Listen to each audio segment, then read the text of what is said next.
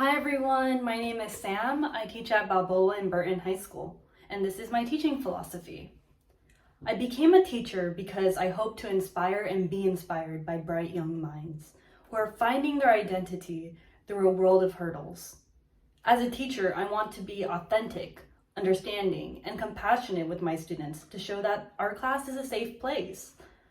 My purpose and values in my teaching are to acknowledge my ancestors, land, and history because they have helped shape my identity. My identity is still growing every day, and I cherish the perspectives my students have shown and are showing to add my purpose and value in a classroom. You will be able to see this in my teaching when I connect with my students and understand what their learning styles are and see what I can do to accommodate with my class. My responsibility as an educator is to be present for my students. I develop genuine relationships with my students by connecting with them until there is a mutual understanding. Without my students, I am not a teacher, but just a regular person. My students are what make me a teacher.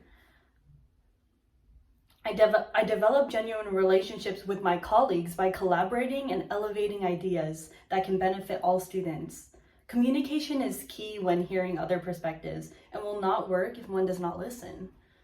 My practice is relevant and equitable when my students are understood and heard. I center inner self wellness in my teaching when I reflect on my own teachings and acknowledge my opportunities as a teacher to grow. I center interpersonal wellness in my teaching when I show that vulnerability is acceptable and recognized, to actively listen to my family, friends, peers, and students. I center interconnected wellness in my teaching when I embrace my community and space that I am in.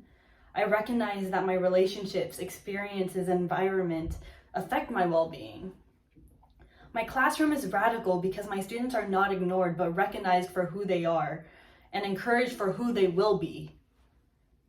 They reflect on their roots by when learning about their history, not from a U.S. history book, but stories from our ancestors.